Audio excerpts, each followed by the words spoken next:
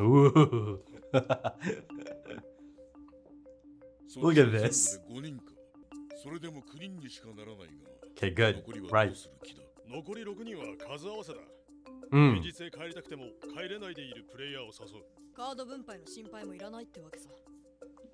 Good point.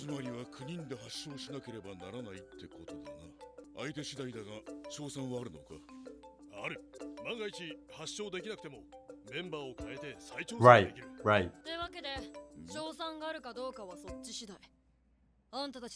How about that? Okay. It's exciting.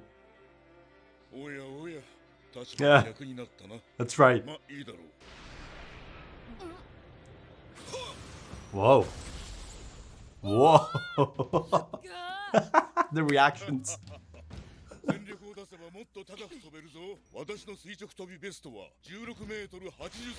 Oh no. Oh no.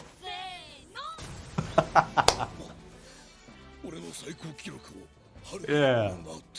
Special lads. Look at this.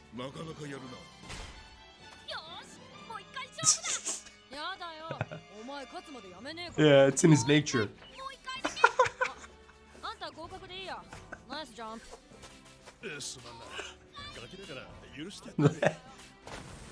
Oh.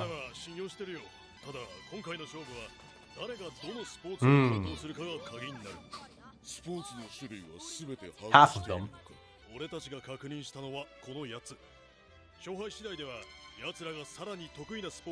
Right. Ooh. So that means the only two they need are 75 and Patch of Shore.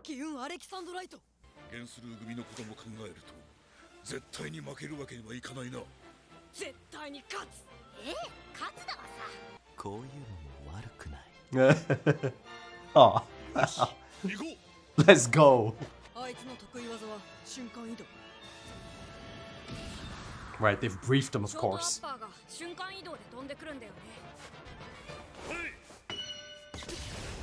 Ooh, close that ground quick. Infighter, huh? Get him on the ropes.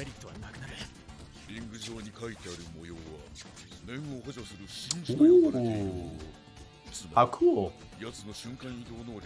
Inside of the ring. Right.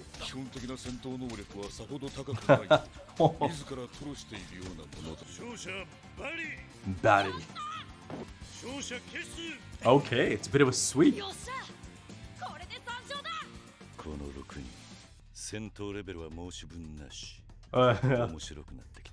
Yeah, he must be excited as well, you know, to get a challenge after a long time.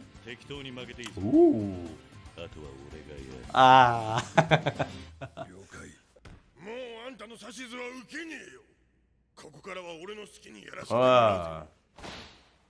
Maybe don't do that. Bobo. Oh, the slammer. Oh, he said he broke character. Oh. Yeah. Breaking the taboo. Yeah, he broke character. Interesting backstory there, though, right? The slammer he mentioned. Oh, yeah. They're probably spooked now. Wow, look at him. Yeah. Screen presence.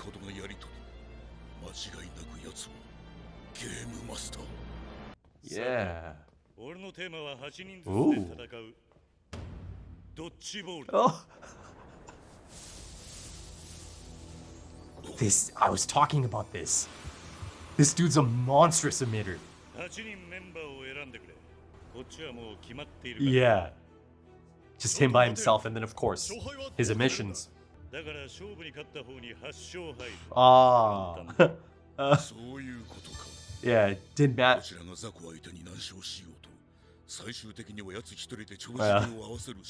Like a winner-take-all type thing, right? Ah.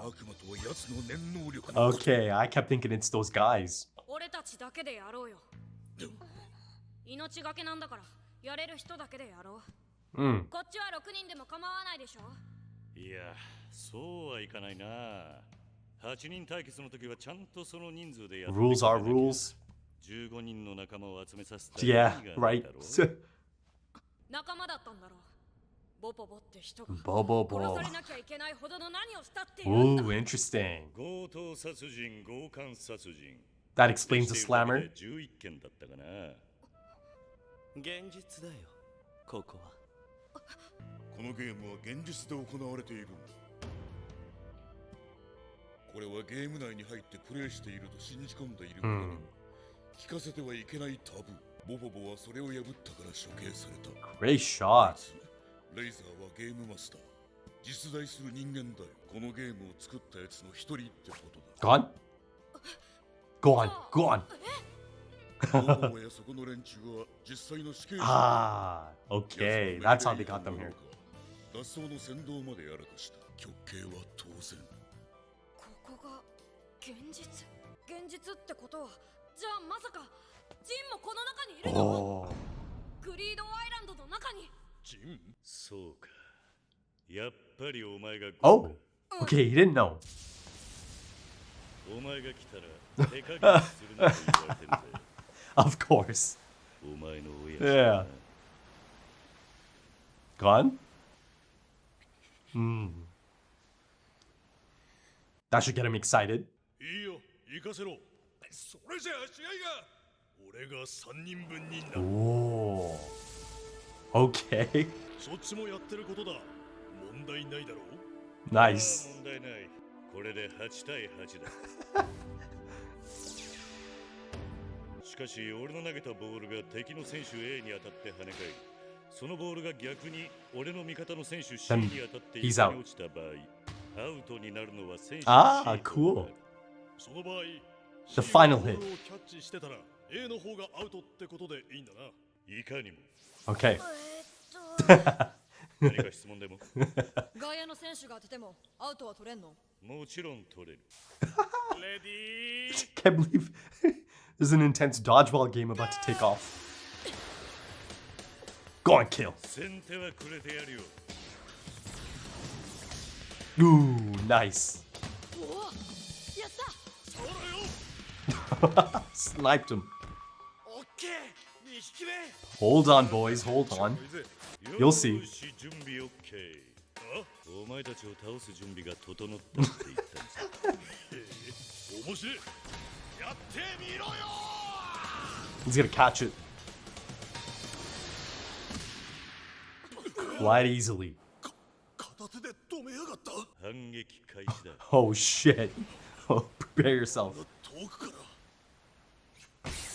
Oh. Look at that form. Bro, it's gonna take your head off. Might lose your hands.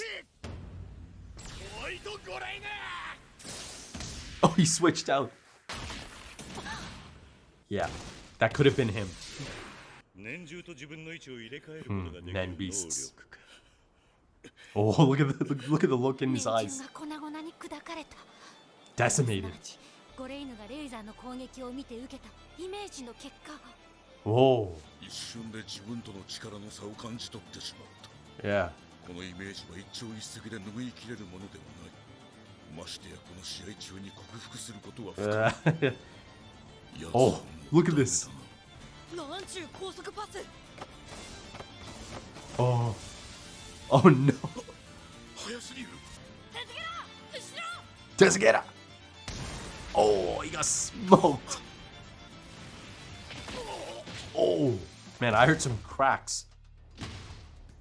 He fractured something. 重い。やっべえな、この威力。 Yeah. Oh, he cracked something. Yeah, yeah. You know, they told me all about that a few episodes ago. Okay, Soka, come on then. 俺もなまったもんだな。 Huh. 総合的な戦闘能力ならまだまだ俺の方が上のはず。しかし、敏捷性や反射神経、基本能力。 I mean, naturally, look at him. youngsters, right? Special youngsters at that. もう一度一から鍛え直すか。 Yeah, reassess そういえば things a 基礎 bit. 修行などここ数年やってないな。Evolve or die, も right? う奴らにボールを渡さずにアウトを取り続けることだけど。ひそか OK Oh, yes, let's go. そうか。 Bungee gong.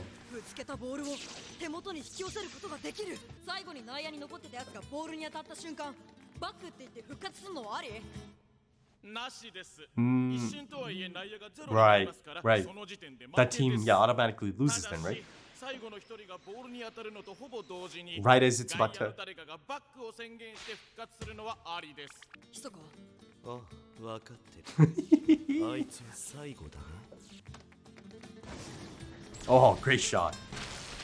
Whoa. Oh. Can you get it back? Can you get it back? 強いな Oh, damn. 再び攻守 Oh, 交代だ shit. な。これでまたあいつからボールを取り戻さなきゃダメだね。あのボールを止めるには。ケン Ah, here you go, boys. Okay. Oh, I love his reaction. 美しくすらある。たとえ剣でガードしても無事では済まない。ダメージ覚悟でボールを取り戻し。 There's other things that they can そ try. れが果たして成立するか。ただし当たりどころが良ければな。 Yeah. But there is another approach. Ooh. He name dropped him. The lessons. 逃げろ。死ぬぞ。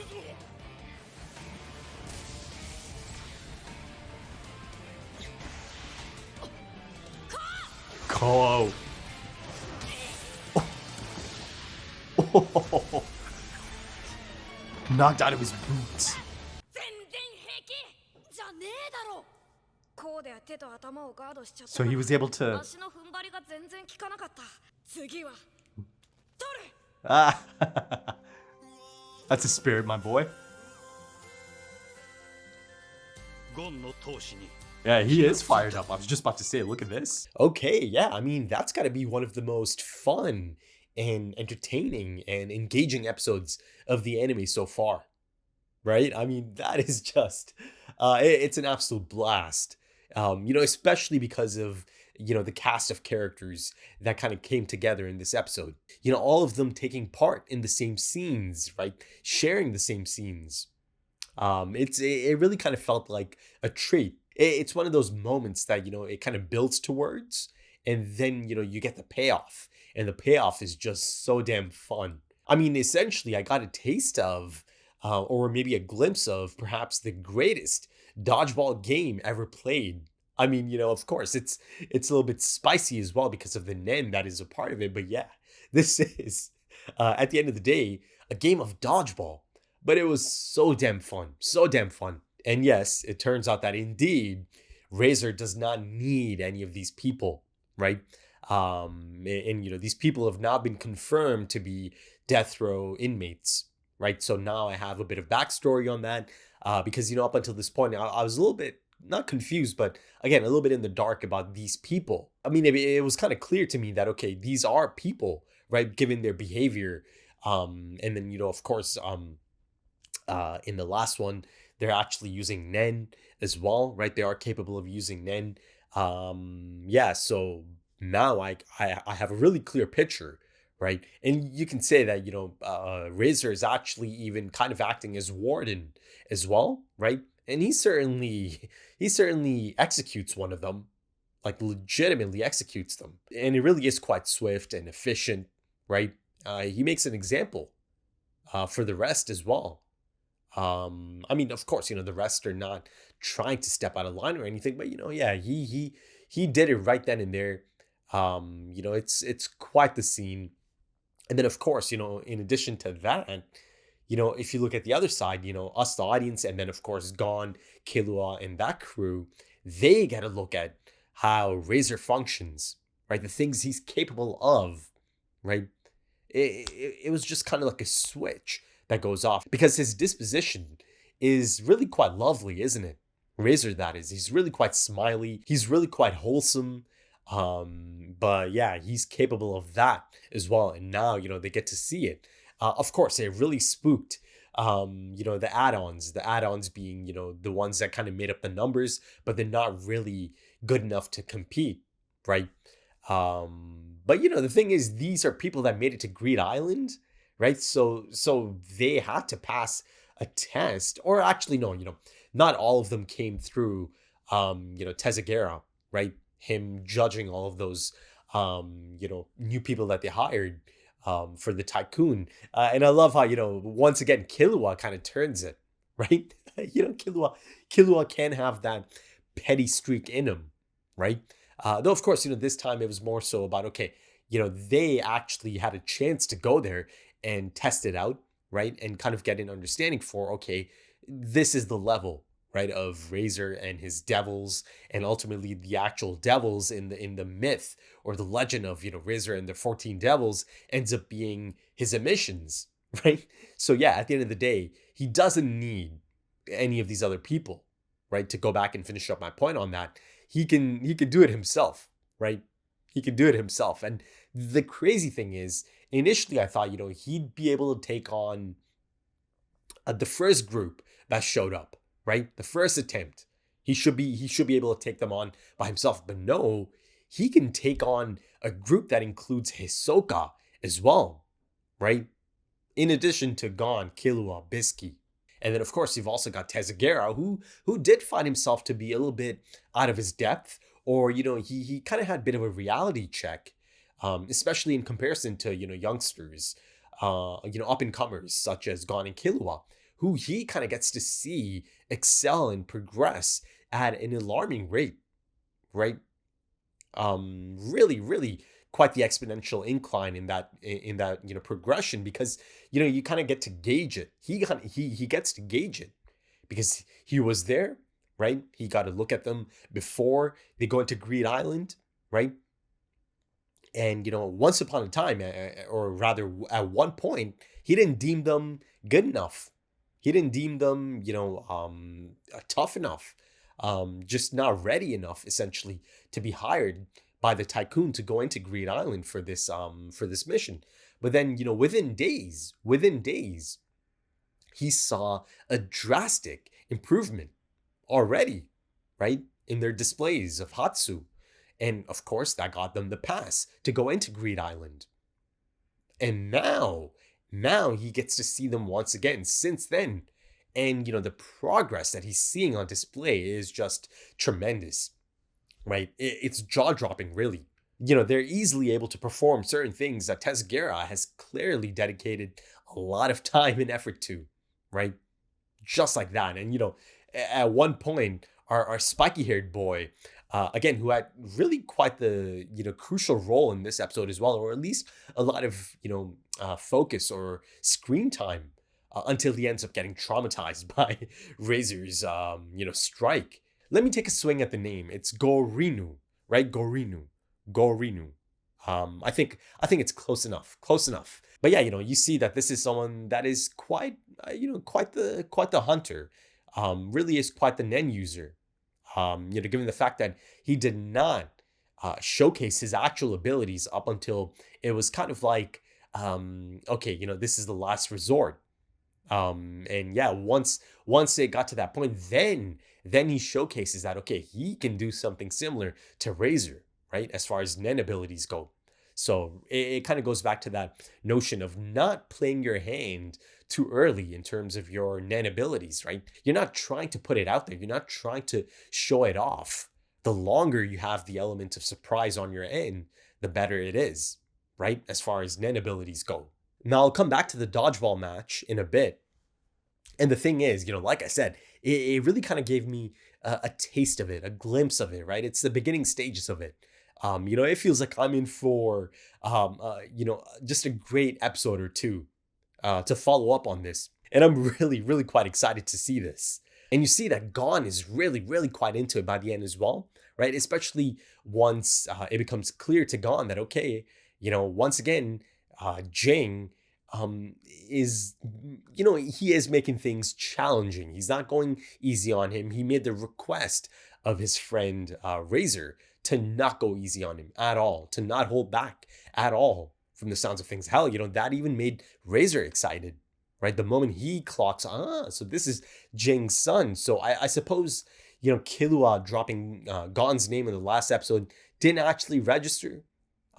So I suppose it's more so, Gon dropping Jing's name that really kind of, got Razer quite interested, rather than, hearing about Gon's actual name. Maybe it didn't ring a bell, right? But then, of course, once Gon brings it up and asks him about Jing, because, this is after they find out, okay, this is a real place. So it's a bit of a shocker for a few of them, right? Basically, all of the, Gon crew, Gon, Killua, Bisque, Gorenyu, or Gorinu, is it? I think I butchered that the first time again. But yeah, it's a big shocker for them. But of course, the moment he hears about that, and he hears that, okay, this is a real person, a real human, a game master, meaning, automatically that makes him a friend of Jing's, right? Because again, Jing told Gon that, his friends helped him make this place, or this game, rather. He immediately asked about Jing, right? And if he's here. Now, I don't think Jing is on the island itself at the moment, right? It's just not in his nature to stick around. It's just not, right? From the things I've, learned about Jing up until this point.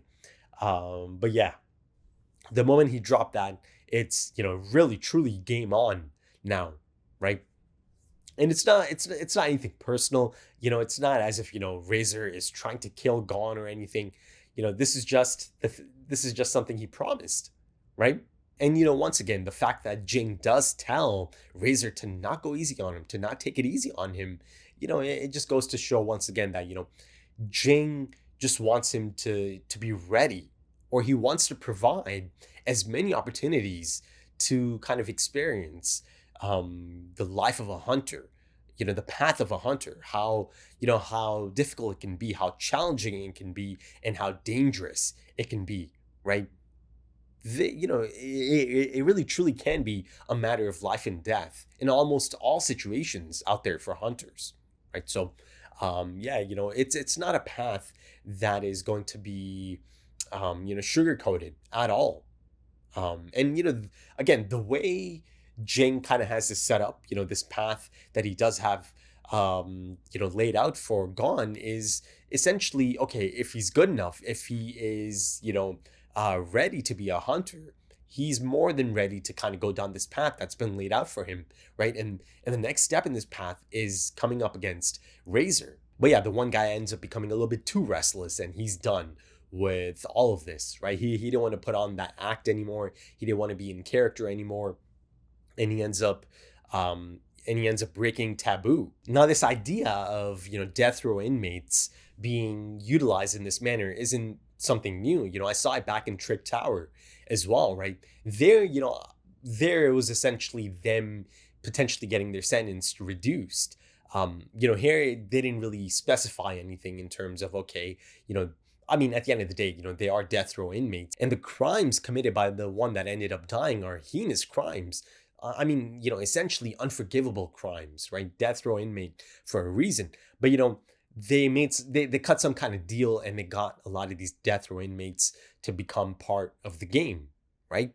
But the thing is, I think that's been clear over the span of the past few episodes, is that this specific, card or situation or in-game event is not something that is triggered, commonly. It's not something that goes into effect all that much, right? It can actually be years before, a party of 15 actually ends up triggering it, right? Because, you'll have some of them laughing about it and saying, oh, that's something I haven't heard in years or in a long time, right? Something along those lines. And then you can just kind of tell, over the span of the past few episodes that, okay, yeah, this doesn't happen often. So they kind of just have to hang around and chill. But see, the question I do have here is, how come they decided on bringing in these death row inmates? Why them specifically? Why not just hire, hunters, specific hunters, right? Nen users.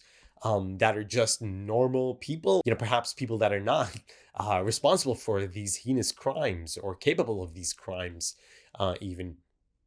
Yeah, it's got me thinking.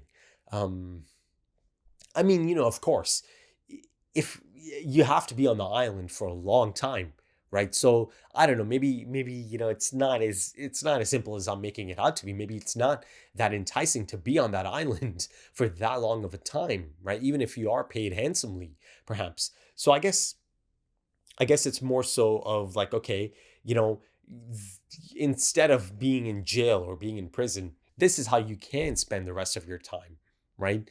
And of course, you do get some perks. There's certainly some perks at play. But yeah, let's go back to the dodgeball game itself. I mean, the animation here is just top notch, isn't it?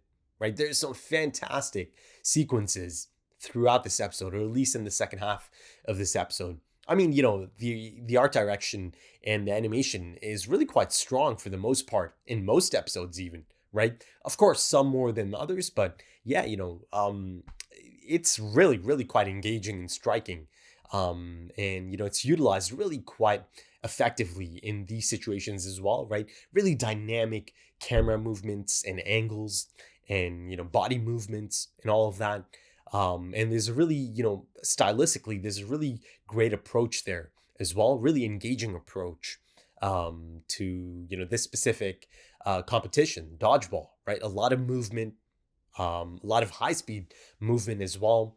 A lot of kind of, leveling up, power ups and all of that. Again, Nenora being really featured quite prominently as well. Though I must admit, some of these rules are not, rules that I remember from, my own experiences with dodgeball back in, high school and before high school as well. I mean, I did grow up in North America, Canada to be specific. So perhaps I've only really experienced the North American rules of dodgeball because, the one or the dodgeball games that I remember, it was really a bit more simple, I think. I mean, it's as simple as, okay, if you get hit and if you're not able to catch it, you're out of the game. Like you're completely out of the game. You can't get back in, right? And it's kind of like a last man standing type thing. So say there's 5 on each side. It could get to a point that you have 5 against 1, and it's going to remain 5 against 1 until that one is eliminated or that one kind of makes a comeback by catching the ball over and over, and then of course through a counterattack kind of taking out some of the 5, right? So I'm used to those rules. But yeah, here, it's a different set of rules. But, I've got to say, I found them really quite engaging. It's a cool set of rules. I mean, the thing is, it actually makes me want to get out there and actually have a dodgeball match, right? Using these rules. That'd be a lot of fun, man. That'd be a lot of fun. I mean, dodgeball is one of the most fun activities or, competitions that I remember from, that part of my life, high school and middle school, all of that, I think all of us could relate, anytime you're a part of that, anytime you're in the middle of a dodgeball match or competition, it's just so exciting. It's exhilarating, isn't it? But again, like I said, this one's a bit more spicier even because of the nen that's a part of it. And, I love seeing all the different types of nen on display, be it Hisoka's bungee gum, right? As expected, his abilities are really quite clutch. Though, of course, even his ability, bungee gum, was countered through another person's abilities, another person's incredible nen, a monstrous emitter, right? Continues to live up to his reputation, essentially. I mean, I saw a glimpse of it around the time he came across the Phantom Troop members trying to get in illegally, right? Yeah, there you saw that this is someone really, really quite special, right? Someone monstrous as far as ability goes. And you see even more of that here in this episode, right? Be it him taking someone's head clean off, be it his actual emitter abilities on display. Not only does he have these 7 other members that he creates from his own ability, his nen abilities, one of them actually even speaks. It is sentient, right? It is able to kind of reply or respond to, questions. And, again, Killua, he's doing his thing. He's asking questions. He's getting clarification because that's his thing. He's always thinking. He's always kind of trying to get a clear picture, right? So he can kind of, move forward accordingly. But yeah, I'm really, really quite excited to see the strategic element of this kind of continuing on in the next episode, right? Gon really, really seems to be up for the challenge at this point, right? It certainly lit a fire under him, didn't it? Especially after hearing about, Jing, requesting that Razer not go easy on him at all. I mean, hell, at this point, Hunter x Hunter is responsible for giving me, my first experiences of different genres of anime at this point, be it isekai, now sports anime as well, right? That's another, that is another genre of anime that I am, looking to get into at some point or experience at some point. I know there's stuff based on, football or soccer. I know there's stuff on other sports, basketball, racing. Of course, if you're speaking of sports anime, you simply have to bring up Haikyuu. And hopefully I'm saying that correctly. That's certainly on my list. It's really high up on my list as far as sports anime goes as well. I've always said that I'm really surprised that there isn't really a major mixed martial arts, MMA anime out there. Not even now, because now it's not really that big or not as big as it used to be. But back in the Pride FC days, back around the time, K1 and combat sports altogether is or was just massive in Japan. I'm really quite surprised that they didn't actually make an anime for, that genre, especially since there seems to be an anime about pretty much everything. Right? But yeah, I think that should do it for this one, folks. Really, really quite enjoyable. And if you enjoyed that, consider dropping a like, consider dropping some comments, give me your thoughts. If you are interested in early access or timer-based full length or, full opacity, consider checking out the Patreon page and potentially supporting the channel as well in the process. The links are in the description and the pinned comment. Also links to social media if that's your thing. Right then, thank you so much for joining me, folks, and thank you for your time, because time is precious. It really is. And I do hope to see you again soon for episode 70. How about that, eh? Until then, take it easy.